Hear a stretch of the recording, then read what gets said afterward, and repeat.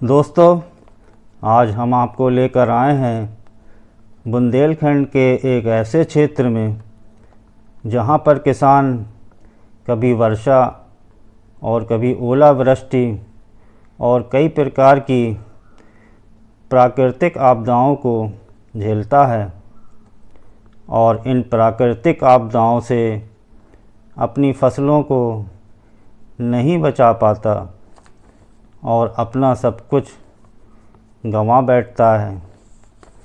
लेकिन मैं आपको बता दूं, यहाँ सब कुछ निराश करने वाला नहीं है। यहाँ एक किसान ऐसे भी हैं जिनका नाम असलम खान है, जिन्होंने प्रकृति से लड़ते हुए कई प्रकार की फसलों में एक साथ काम किया और कामयाब भी हुए। इन्होंने नेचुरल फार्मिंग करते हुए कृषि को एक नई दिशा दी है। लगभग 1.5 हेक्टेयर इस क्षेत्र में श्री असलम खान ने आम, अमरूद, बांस और विभिन्न प्रकार की फसलों को एक साथ उगाकर दिखाया है। इन्होंने एक तालाब भी बनाकर रखा है और ये बड़ी लगन के साथ बकरी पालन, मुर्गी पालन आदि से भी अपनी जीविका चलाते हैं। असलम खान जी अपने द्वारा बनाए गए इस तालाब में सिंचाई के साधन के रूप में प्रयोग करने के अलावा मछली पालन से भी पैसा कमाते हैं।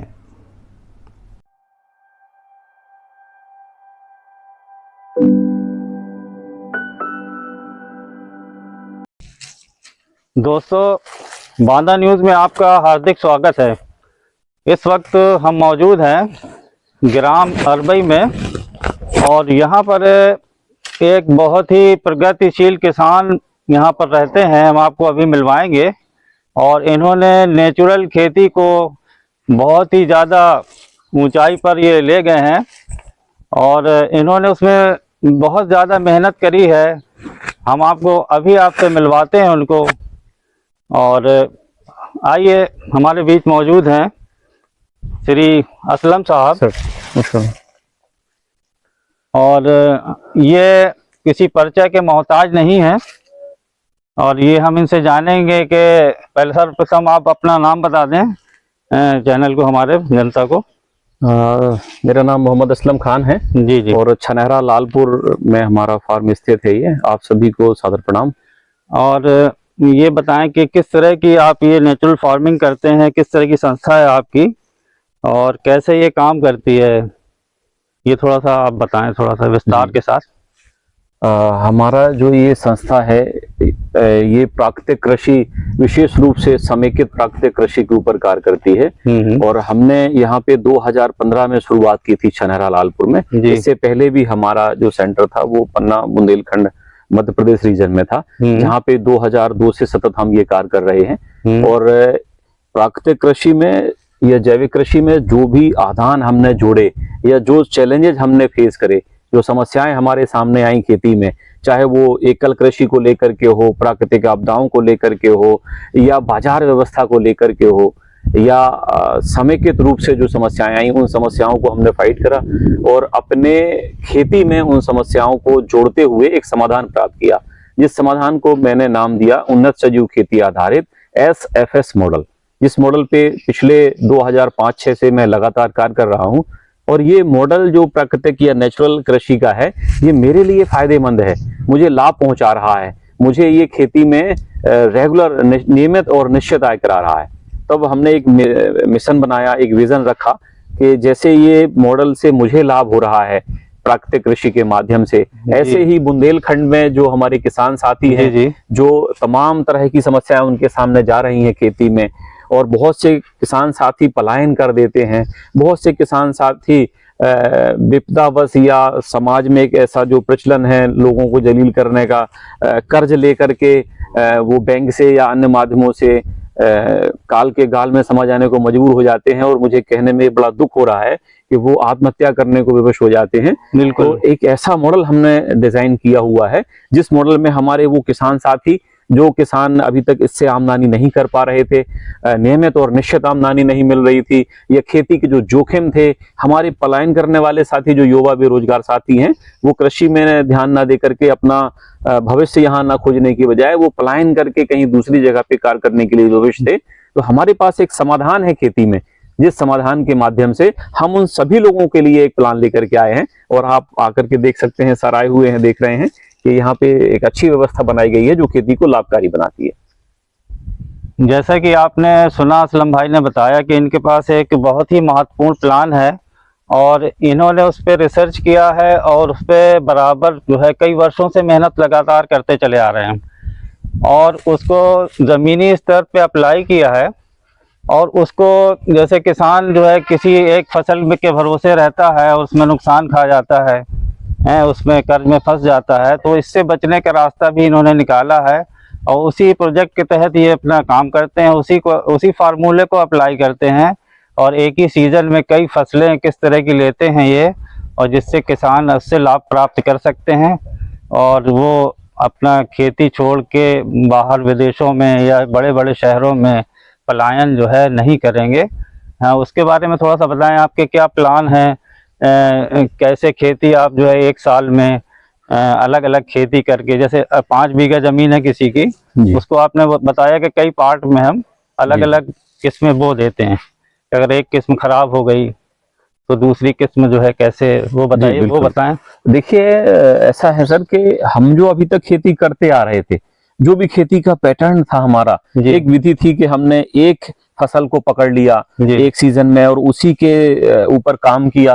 और निश्चित तौर पे खेती एक जोखिम भरा व्यवसाय है। निश्चित तौर पे यहाँ पे बुंदेलखंड जैसे परिवेश में तो ढेर सारी समस्याएं हमारे सामने, चाहे वो तो किसान साथियों, बुंदेलखंड में एक चैलेंज है, यहाँ पे पानी भी कम है, अन्ना मवेशियों की समस्याएं भी बहुत ज्यादा हैं, और अक्सर देखने में आता है कि किसानी में सर क्या होता है कि आपने अगर एक फसल बो दी तो प्राकृतिक आपदाओं का सामना करना पड़ता है फसलों को। मैं उदाहरण के साथ आपको बताना चाहूंगा, जैसे हमने अभी खरीफ मौसम स्टार्ट होने वाला है और हमने धान बो दिया खरीफ में, मान लीजिए कि हमारा खेत में पानी भरने की व्यवस्था है या बैठकदार खेत है, और पता चला संयोग से ऐसा हुआ कि इस वर्ष वर्षा ही कम हुई।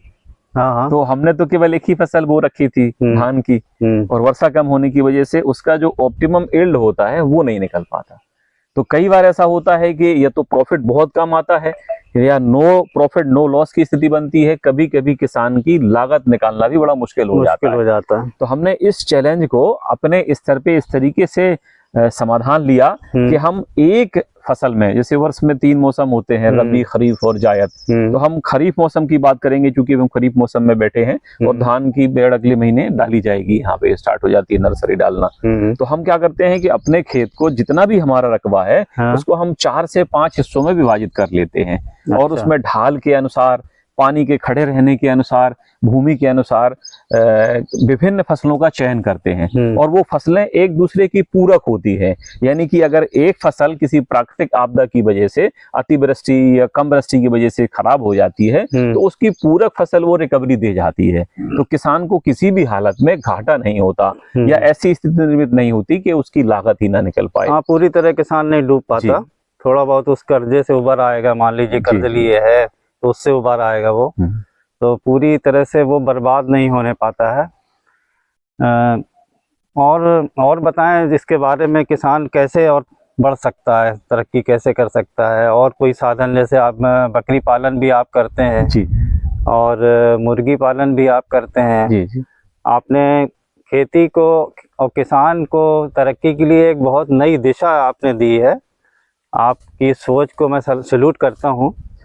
आप बताएं इसके बारे में, बकरी पालन जैसे कोई करना चाहे तो कैसे कर सकता है किसान, उससे भी आमदनी कमा सकता है? हाँ बिल्कुल, आपने बहुत अच्छी बात कही, बहुत अच्छा प्रश्न पूछा। बकरी पालन तो है ही, लेकिन मेरा ऐसा मानना है कि हम एक चीज के ऊपर आगे न बढ़े। अगर हम किसान साथी हैं, उसे समेकित प्रयास करने होंगे।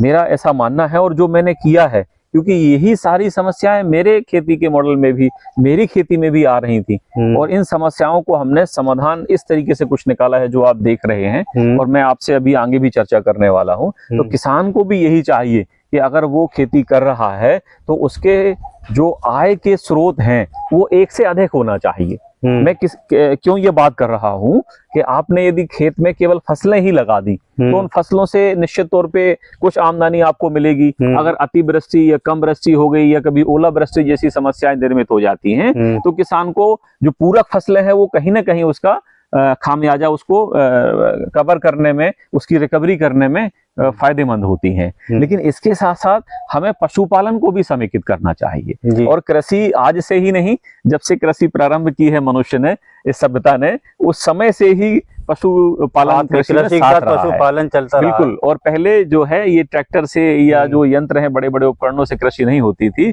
पशुओं से ही, हल और बैल के माध्यम से खेती होती थी, और जो गाय या भैंस होती थी उनका दूध हमारे यहाँ उपयोग में लाया जाता था। तो एक ये भी रोजगार का बहुत अच्छा अवसर है कि हम आज के दौर में भी अपनी कृषि में पशु को शामिल करें, और पशु में भी प्रयास करें कि हम बड़े पशुओं को, गाय और भैंस को भी शामिल करें, क्योंकि उनका डेयरी में हम यूज कर सकते हैं, वहां से भी हम आमदनी निकाल सकते हैं हमारे किसान साथी। और छोटे पशुओं में इधर भेड़ और बकरी की हम बात करेंगे, इनका भी हम समावेश करें अपनी कृषि में। तो यहाँ पे क्या होगा कि हमारे जो किसान के सोर्स ऑफ इनकम है वो एक से अधिक होंगे, और निश्चित आमदनी, नियमित आमदनी के साधन बनेंगे, जिससे किसान विपरीत परिस्थितियों में भी, यदि उसकी फसल भी खराब हो जाती है तो वो कहीं ना कहीं गाय और भैंस की डेयरी का या उनका दूध का यूज करके, उसको विक्रय करके एक आमदनी निकाल सकता है, एक आय का साधन बना सकता है। इसी तरीके से भेड़ और बकरी पाल करके भी वो आमदनी कर सकता है। यहाँ मैं बात करूंगा थोड़ा सा आपसे बुंदेलखंड के परिवेश में पानी की। ऐसा लोग कहते हैं कि बुंदेलखंड में पानी कम है, और मैं हर जगह ये बात को रखता हूँ कि बुंदेलखंड में पानी कम नहीं है, पर्याप्त है। जो इंद्रदेव हैं, भगवान इंद्रदेव ने हमारा जो एक किसान होने के नाते, मेरा अगर मैं सोच रखूं अपनी, तो मेरा जो खेत है, मेरे खेत का रकबा लगभग 2.5 हेक्टेयर है। तो भगवान इंद्रदेव ने मेरे 2.5 हेक्टेयर की जो पानी की आवश्यकता है वो वर्षा के माध्यम से ही पूरी हो रही है। और हम किसान साथी क्या करते हैं कि उस पानी का संचय सही तरीके से नहीं हो पाता। मैं सर आपको एक उदाहरण देना चाहूंगा। एक कंट्री है इजराइल, जो फेमस है तकनीकी के मामले में। वहां पे जो वर्षा होती है वो एवरेज वर्षा लगभग 400 से 500 mm की होती है, कम वर्षा है।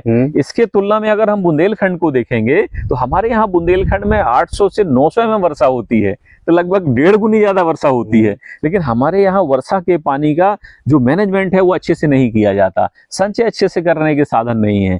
इसके लिए हमारी भारत सरकार और हमारी माननीय राज्य सरकार बहुत सारी योजनाएं संचालित कर रही है, जैसे कि खेत पे मेढ़ बनाना है और खेत के अंदर तालाब बनाना है। तो हम किसान साथियों को भी यही करना चाहिए कि जो इंद्रदेव ने हमारे कोटे का, हमारे खेत का जल भेजा था हमारे लिए, वो अभी तक क्या हो रहा था कि हमारे खेतों में मेढ़ नहीं थी, ना कहीं तालाब बनाए हुए थे, तो वो खेतों में पानी गिरा, वर्षा का जल, क्योंकि हमारे पास एक ही साधन है पानी का, वो है वर्षा जल।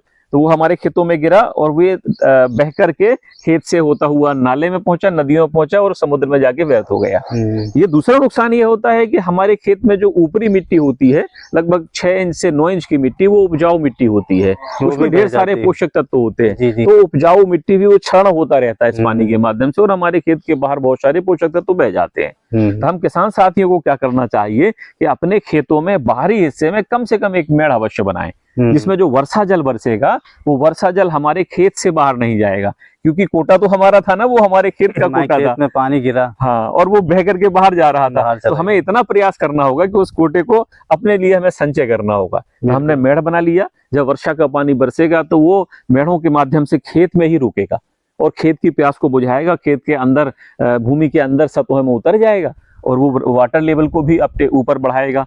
दूसरा हम क्या करें कि एक स्थिति ऐसी आती है जब भूमि संतृप्त हो जाती है और वर्षा ज्यादा होने की वजह से मेड़ों से ओवरफ्लो होकर के पानी बाहर जाता है, तब हम उस स्थिति में क्या करें कि खेत के चारों ओर हम नाली काट दें, 1x1 की, 2x2 की ऊंचाई और ढालान के अनुसार, और अपने खेत के जो प्राकृतिक तौर पे ऐसा हिस्सा होता है हर खेत में जहाँ पे प्राकृतिक तौर पे पानी रुकता है, उस हिस्से में हम एक छोटा सा तालाब निर्माण कर लें। अपनी भूमि का, जो आपकी भूमि है, कैचमेंट एरिया है, उसका 5 से 10% हम तालाब निर्माण कर लें। जिससे होगा क्या कि जो पानी वर्षा जल बरसा उसने पहले खेत की प्यास को बुझाया, खेत की या भूमि की निचली सतह में उतरा, वाटर लेवल को बढ़ाया।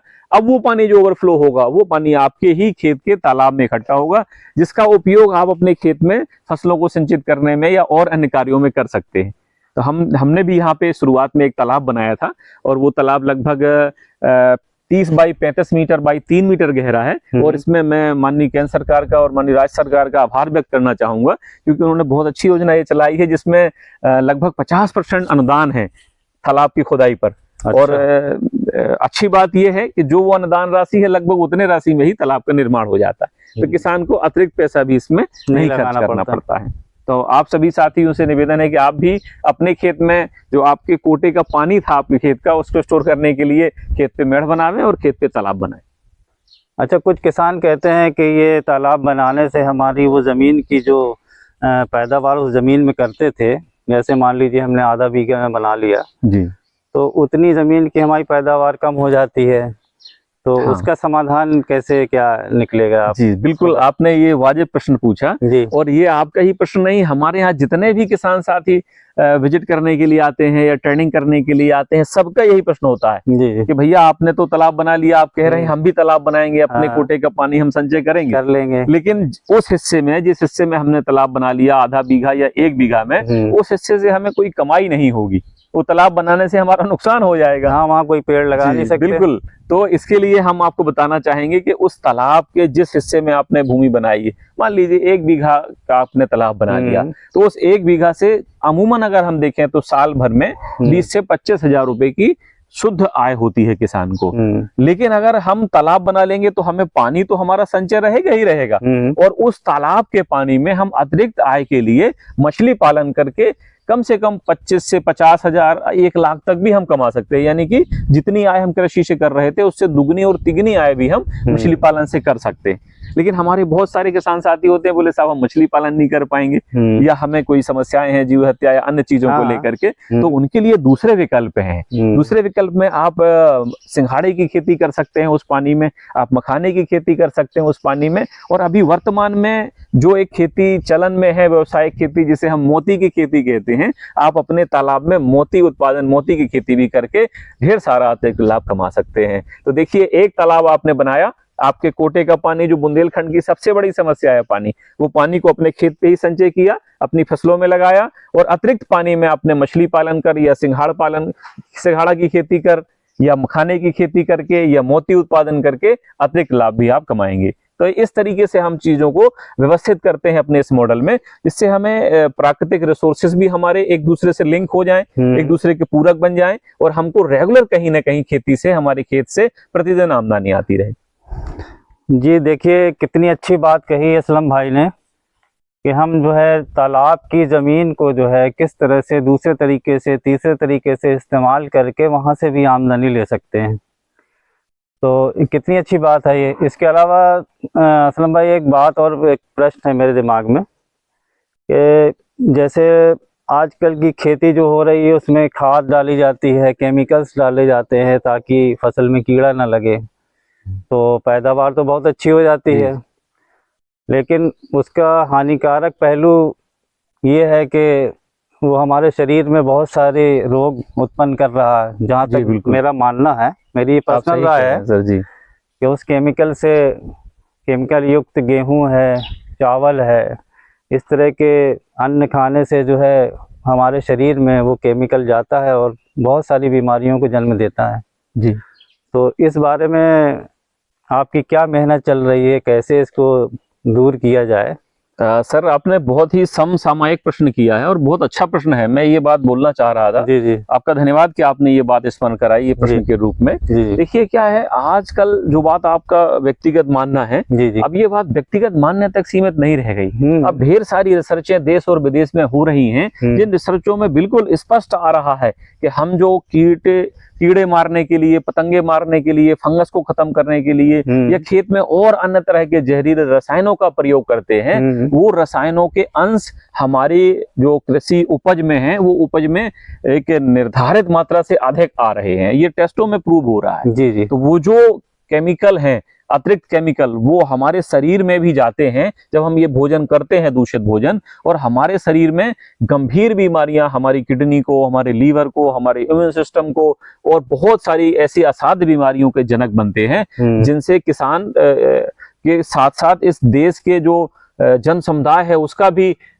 हानि होती है। जी जी। और हम इसलिए ये प्रयास लगातार अपने यहाँ पे कर रहे हैं। 2005 से ही 2006 से मैंने जैविक खेती की प्रारंभ किया था, और उसका भी घटना मैं आपके साथ साझा करना चाहता हूँ। मैंने एक लेख पढ़ा था जहाँ हरियाणा में किसी एक बेल्ट में एक गांव का सर्वे हुआ था, वहाँ पे केमिकल बहुत ज्यादा डाला जाया करता था चने की इल्ली में, तो वहाँ के लोगों में काफी सारी असाध्य बीमारियां पाई गई। एक एनजीओ ने सर्वे किया तो पाया एक बच्चा ऐसा है उनके साथ में, छोटा सा दूध पीता बच्चा जो केवल माँ का दूध पी रहा है, और वो केमिकल्स उस माँ के दूध में उस बच्चे में भी पाए गए। तो मैं भी सोचने पे विवश हो गया, और मैंने 2005 में ही निर्णय लिया कि अब मैं केमिकल फार्मिंग से बचूंगा और प्रयास करूंगा कि जैविक तरीके से, प्राकृतिक तरीके से हम कैसे अपनी खेती को कर सकते हैं। और 2005-06 से सतत मैं प्रयास कर रहा हूं, और बहुत सारे हमने यहाँ पे योग ऐसे तैयार किए हैं, ऐसे बहुत सारे हमने खेती के मॉडल्स डेवलप किए हैं, जिन मॉडलों में हमें प्राकृतिक खाद हम खुद के यहाँ पे अपने फार्म पे ही तैयार करते हैं। पशुओं के जो अपशिष्ट निकलते हैं या कृषि से जो अपशिष्ट निकलते हैं उनको मिला करके उच्च क्वालिटी की हम खाद तैयार करते हैं, जिनसे हम खेती करते हैं। इसी तरीके से खेती जब हम करते हैं तो खेत में फसलों में कुछ कीट पतंगे भी नुकसान करते हैं। उन पतंगों के नुकसान से बचाने के लिए हमारे यहाँ पे हम नीम आधारित या नेबोली आधारित या ऐसे बहुत सारे प्राकृतिक वनस्पतियां हैं जिनमें प्रकृति ने ऐसे गुण रखे हैं। जैसे हम बात करें करंज की बात करें, नीम की बात करें, सीताफल की बात करें, या हम बेल की बात करें, अंडी की बात करें, बहुत सारे ऐसे, मदार की बात करें, हम धतूरे की बात करें, ऐसे बहुत सारे वनस्पतियां हैं जिनको हम अपनी खेती में गाय के मूत्र के साथ शोधित करते हैं और इनका एक्सट्रैक्ट निकाल करके अपने फसलों पे डालते हैं, जिससे निश्चित तौर पे हमारे जो कीट पतंगे हैं वो भी कंट्रोल होते हैं और इनका दूषित प्रभाव हमारी फसलों पे शेष नहीं रहता है। तो इस प्रकार से हम खुद भी ये कर रहे हैं, और हमारे यहाँ जो किसान आते हैं ट्रेनिंग में या विजिट्स में, उन किसानों को भी हम ये सिखाते हैं कि आपको अपने खेत पे ही उगने वाली वनस्पतियों से कैसे इन चीजों को तैयार करना है, और आप भी इनको तैयार करके अपने खेत में उपयोग करें और chemical free, fertiliser free farming करें। तो ये एक हमारा छोटा सा प्रयास है इस पे भी। तो आप अपने खेत में कितने प्रतिशत में आप जैविक खेती कर रहे हैं? सर, ये जो आप देख रहे हैं 2.4 हेक्टेयर, इस पूरे में ही हम जैविक प्राकृतिक कृषि कर रहे हैं। अच्छा। और भारत सरकार ने कुछ संस्थाओं को रिकॉग्नाइज किया है, जो संस्थाएं जैविक कृषि या प्राकृतिक कृषि का सर्टिफिकेशन करती हैं। तो उत्तर प्रदेश में यूपी सोका नाम की एक संस्था है जिससे हमारा ये फार्म रजिस्टर्ड है। ये पूर्णतः ऑर्गेनिक सर्टिफाइड फार्म है, और हमने यहाँ की जो उपज निकली है इसकी टेस्टिंग भी कराई है। उस टेस्टिंग में भी किसी भी तरह के हमारे फसल उपज में कोई भी दूषित पदार्थ नहीं पाए गए। तो ये मेरे लिए बड़ा हर्ष का विषय है कि हमारी जो मेहनत है वो सही दिशा में आगे बढ़ रही है, और हम किसानों को भी चाहते हैं कि वो भी इस पैटर्न पे आगे बढ़ें और इस तरीके से खेती करें। हाँ सर, एक प्रश्न और मेरे दिमाग में आया अभी कि किसान कैसे एक निश्चित आय जो है प्राप्त कर सकता है खेती से। वैसे तो आजकल देखा गया है किसान एक फसल बोता है, पूरे साल इंतज़ार करता है, और वो फसल अगर ख़राब हो गई, कोई ओलावृष्टि हो गई, वो नुकसान खा के बैठ जाता है, और उसका कोई आय का साधन फिर बचता नहीं है, वो पूंजी भी अपनी वो गंवा बैठता है।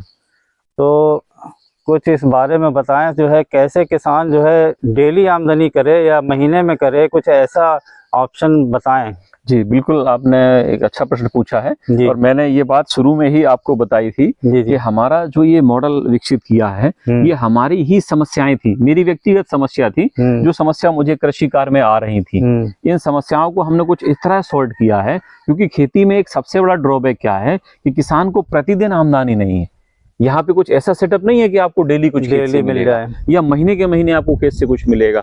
तो हमने ये सोचा कि यार अगर मैं खेती करता हूँ तो खेती को कैसे सस्टेन करना है, इससे हमें आमदनी कैसे करनी है जिसमें हमारे दैनिक जीवन के खर्चे भी निकलते रहें और इससे एक निश्चित और नियमित आय मिलती है, मन भी लगा रहेगा। बिल्कुल, जब पैसे आएंगे तो मन लगा रहेगा। आज सबसे बड़ी समस्या यही है हमारे नौजवान साथियों की कि वो साथी खेती नहीं करता है, वो साथी पलायन करके कहीं बाहर जाके नौकरी करना पसंद करता है, खुद की खेती करना पसंद नहीं करता। क्यों? क्योंकि खेती में सबसे बड़ा चैलेंज ये है कि यहाँ नियमित और निश्चित आय नहीं है।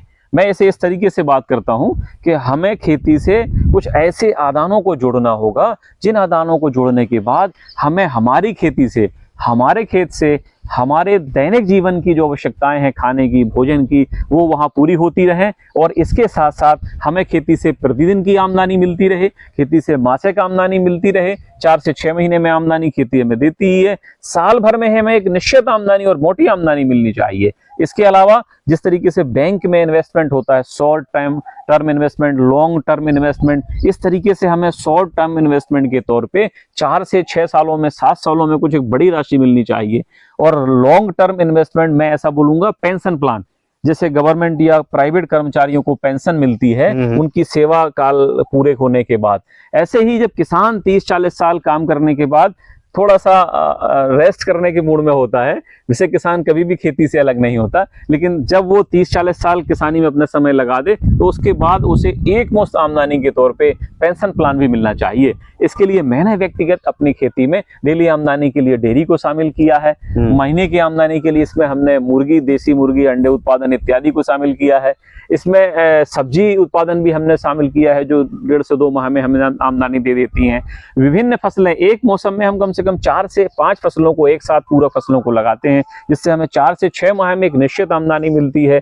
और वार्षिक आमदनी के लिए हम अपने यहाँ पे बकरी पालन कर रहे हैं और साथ में मछली पालन भी कर रहे हैं, जिसमें हमें साल में एक अच्छी खासी मोटी आमदनी मिलती है, जिससे हमारे पास जो पैसे की आवश्यकताओं से पूरे होने वाले काम है उनको हम वहाँ लगा सकते हैं। और अगर हम बात करें, मैंने आपसे बात करी थी कि एक शॉर्ट टर्म इन्वेस्टमेंट, तो यहाँ पे मैं बात करना चाहूँगा खेती के साथ साथ हमें उद्यान की फसलों की तरफ भी आगे बढ़ना चाहिए। हमें अपने खेतों में पेड़ भी लगाना चाहिए। हमने ये प्रयास किया है कि हम मेड़ के ऊपर पेड़ लगा रहे हैं, क्योंकि मेड़ एक ऐसी जगह होती है जिसका यूज कम होता है, तो उन मेड़ों पे एक निश्चित दूरी पे पेड़ों को लगाते हैं। और मैं यहाँ किसान साथियों से ये बात करना चाहूँगा सर के माध्यम से कि हम जैसे फसलें लगाने में विविधता रख रहे हैं, पशुओं में हम जैव विविधता का उपयोग कर रहे हैं, इसी प्रकार हमें पौध लगाने में भी जैव विविधता का उपयोग करना चाहिए। हमारे खेत पे, हमारे बाग में कम से कम 2 से 3 तरह के फल वाले पौधे होने चाहिए। इसी तरीके से 2 से 3 तरह के कम से कम औषधीय पौधे होने चाहिए और कम से कम 2 से 3 तरह के या टिम्बर प्लांट, इमारती लकड़ी वाले पौधे होने चाहिए। तो इससे होगा क्या कि जो फल वाले पौधे हैं वो 5 से 7 साल में एक अच्छा खासा रिटर्न देने लगेंगे, और जो टिम्बर प्लांट होंगे, इमारती लकड़ी वाले प्लांट होंगे, वो आने वाले 25 से 30 वर्षों में एक अच्छी खासी मोटी आमदनी देके जाएंगे। इस तरीके से हम व्यवस्था करेंगे तो हमारे खेत से हमें प्रतिदिन आमदनी मिलेगी। किसान साथियों को, जो पलायन करने वाले साथी हैं, बेरोजगार युवा साथी हैं, उन्हें नियमित, निश्चित और डेली आय मिलेगी, उनका मन भी खेती में लगेगा, तभी हमारे खेती में किसानों के दिन फिरेंगे। आपने बहुत अच्छी जानकारी दी हमारे किसान साथियों को, और ये डेली आमदनी करके किसान जो है, मुझे लगता है कि ये पलायन यहाँ से ना करेगा, और जो किसान आत्महत्या कर लेता है, हाँ एक प्रश्न और है, जैसे किसान आत्महत्या कर लेता है किसी कारणवश, कर्ज का शिकार हो जाता है, या लड़की की शादी में कर्ज लिया है और उसको भर नहीं पाता उस समय से, और उस टेंशन में वो आत्महत्या कर लेता है या ज़मीन बेच देता है अपनी, तो इसका कोई समाधान आपके दिमाग में हो तो बताएं दर्शकों को, कि कोई ऐसे लोकल लेवल पे कोई हेल्प करने वाला किसान की मिल जाए कि जिसको अपना वो दुखड़ा जाके रोए कि मेरी ये समस्या मेरे साथ आ गई है, तो मैं क्या करूं जी। और कोई निश्चित रूप से कोई इसका समाधान ना भी निकले तो उसका माइंड डाइवर्ट कर दे कि वो आत्महत्या करने ना पाए, तो कुछ ऐसा समाधान बताएं जो है कि किसान जो है आत्महत्या ना करे। ये प्रश्न बहुत ही बड़ा प्रश्न है और बहुत ही बर्निंग इशू है, जो समस्याएं देखने को हमारे यहाँ मिल रही हैं। निश्चित तौर पे ये बहुत ही खेद और दुख का विषय है, लेकिन इसके लिए एक किसान अकेला कुछ नहीं कर सकता है। इसीलिए मेरा ऐसा मानना है, जो मैं प्रयास कर रहा हूँ वो एक समुदाय का प्रयास है। हम किसान ही अपने छोटे छोटे स्वयं सहायता समूह या समुदाय में छोटे छोटे ग्रुप्स बनाएं, हम किसान एक दूसरे की हेल्प करें। अन्यथा आपने जो बात कही ना, हम दुखड़ा सुनाने किसी के पास जाएंगे, तो मेरा ऐसा मानना है, मेरा ऐसा अनुभव रहा है कि अगर आप रोते हैं ना, आपके आंसू निकलते हैं, तो लोग आपके आंसू पोंछने जरूर आते हैं, लेकिन आपके आंसुओं का सौदा वो बहुत लंबा करके जाते हैं। तो मेरा मानना है हम किसान को इतना मजबूत बनना चाहिए कि हम न तो अपना दुखड़ा किसी को सुनाएं, न किसी को आंसू पोंछने का मौका दें। हम स्वयं ही एक दूसरे की ताकत है। और जब हम किसान समुदाय में काम करेंगे तो समुदाय में काम करने का सबसे बड़ा अच्छा फायदा यही होता है कि हम भावनात्मक रूप से, आध्यात्मिक रूप से एक दूसरे को मोटिवेट करते हैं, एक दूसरे को मजबूत करते हैं। और जब कोई ऐसी समस्या आन पड़ती है, किसी के सामने कोई विपदा आन पड़ती है, तो आपसी सहयोग भी हम करते हैं। तो मैं हमेशा फोकस करता हूं कि हम सभी किसान समूह में खेती करें, हम किसान समूह में ही प्रोसेसिंग करें, क्योंकि खेती करना एक पक्ष है। देखिए, खेती में अभी तक हम जो खेती करते आए हैं ना, हमने खेती करी और खेती करके हमारा जो अनाज था जिसे हम अच्छे खासे मुनाफे पे बेच सकते थे, वो हम मंडी में ले जाकर के व्यापारी के हाथ में छोड़ देते हैं कि भैया बताओ इसकी कितनी कीमत लोगे।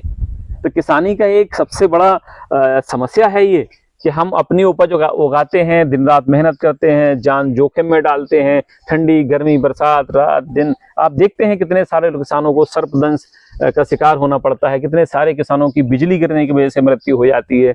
और इतना सब जोखिम लेने के बाद हमारी उपज निकलती है, हम जाके मंडी में उसके दाम लगाते हैं। मेरा जो मॉडल है, इस मॉडल में इसकी जगह कतई नहीं है। हमारा मॉडल ये कहता है कि हम सब समूह में किसानी करें, व्यवस्थित तरीके से खेती करें, और जो कृषि उपज निकले उसे समूह में ही हम मिलकर के प्रोसेस करें, उसकी ब्रांडिंग करें, उसको मार्केट में या डायरेक्ट हम उपभोक्ता तक उपलब्ध करावें। ये प्रयास हम पिछले कई सालों से कर रहे हैं। और बुंदेलखंड नेचुरल्स हमारा ब्रांड नेम है। हमारे साथ जो भी किसान जुड़े हुए हैं, वो समूह में सारे किसान को जोड़ करके हम उन किसानों का उपज का प्रोसेसिंग भी कराते हैं, उनकी ब्रांडिंग भी करते हैं, और आप सभी उपभोक्ताओं को हम ये केमिकल फ्री जहर मुक्त भोजन आपको उपलब्ध कराते हैं। तो आप भी ऐसे आहार को सहज स्वीकारिए, आगे बढ़िए, हम सब किसानों की सहायता करिए। देखिए, कितनी अच्छी बात कही असलम भाई ने। और अभी हम आपको इनके फार्म की विज़िट भी कराएंगे कि इन्होंने क्या क्या लगा रखा है और कितनी मेहनत करी है नेचुरल फार्मिंग में। और आप यहाँ पर ट्रेनिंग भी देते हैं असलम भाई समय समय पर? संडे के दिन देते हैं शायद। हम यहाँ पे हमने दो तरह से यहाँ काम कर रखा है। पहला तो हमारे यहाँ पे मैं आपको बताना चाहूंगा, एक ट्रेनिंग सेंटर भी हम यहाँ रन कर रहे हैं। और ये ट्रेनिंग सेंटर केंद्रीय भेड़ एवं ऊन अनुसंधान संस्थान अंबिकानगर जयपुर राजस्थान से एफिलेटेड है। और दूसरा ये केंद्रीय बकरी अनुसंधान संस्थान मथुरा उत्तर प्रदेश से एफिलेटेड है। तो इनके सहयोग से, इनके तकनीकी मार्गदर्शन से हम यहाँ पे ट्रेनिंग भी उपलब्ध कराते हैं, किसानों को प्रशिक्षित करते हैं नई नई तकनीकियों से, जिनसे वो लाभ लेकर के अपनी खेती में अच्छा कर सकता है और अतिरिक्त आय कमा सकता है। इसके साथ ही हम यहाँ पे गोष्ठियों का आयोजन भी करते हैं समय समय पे, और गांव में जाकर के किसानों के बीच जाकर के वहाँ प्राकृतिक कृषि या पशु पालन के विषय में लोगों को जागरूक करते हैं। और हर रविवार को हम यहाँ पे सुबह 9 बजे से शाम को 5 बजे के मध्य निःशुल्क गोष्ठियों का आयोजन करते हैं, जिसमें ढेर सारे किसान साथी बांदा जनपद से और आसपास के कई जनपदों से किसान साथी आते हैं और यहाँ पर वो लाभान्वित होते हैं। मैं आपको ये लोकेशन भी शेयर करना चाहूँगा, यदि आप चाहें तो। आप छनहरा लालपुर हमारा ये गाँव है, और हमारी जो वेबसाइट है, वेबसाइट भी बनी हुई है बुंदेलखंड नेचुरल्स के नाम से। आप गूगल में सर्च मारेंगे तो हमारी वेबसाइट का लोकेशन आपको मिल जाएगा, एड्रेस मिल जाएगा। लेकिन फिर भी मैं आपको बताना चाहूँगा, बांदा से बबीरू रूट पे यदि आप चलते हैं तो हथौरा या बुंदेलखंड एक्सप्रेस वे की क्रॉसिंग के ठीक पहले से हथौरा के लिए गली लगी हुई है। हथौरा से होते हुए आप छनहरा लालपुर आ जाएंगे। बांदा से 16 किलोमीटर लगभग डिस्टेंस है। और अगर आप बिसंडा रोड से आना चाहेंगे, बांदा से बिसंडा होते हुए, तो आपको साहिबा माइनर नहर के बगल से आना है। वहां से मेन रोड से लगभग 3 किलोमीटर है, 10 किलोमीटर वो तो 13-14 किलोमीटर वहां से पड़ता है। तो आप सभी का स्वागत है, आप आ सकते हैं। किसान साथी आकर के देख सकते हैं कि प्राकृतिक जहर मुक्त कृषि कैसे होती है। ये जीवंत उदाहरण आप देख सकते हैं। और जब मैं ये कर सकता हूं तो आप सभी हमारे बुंदेलखंडी भाई तो कर ही सकते हैं। तो आप सभी से निवेदन है, आप भी कृषि करें और कृषि को एक व्यवसाय की तरह बनावें, जिससे हम नियमित और निश्चित आय कर अपने दिन बदल सकें। आपने बहुत जानकारी दी, महत्वपूर्ण जो है, और आपका बहुत बहुत धन्यवाद सर।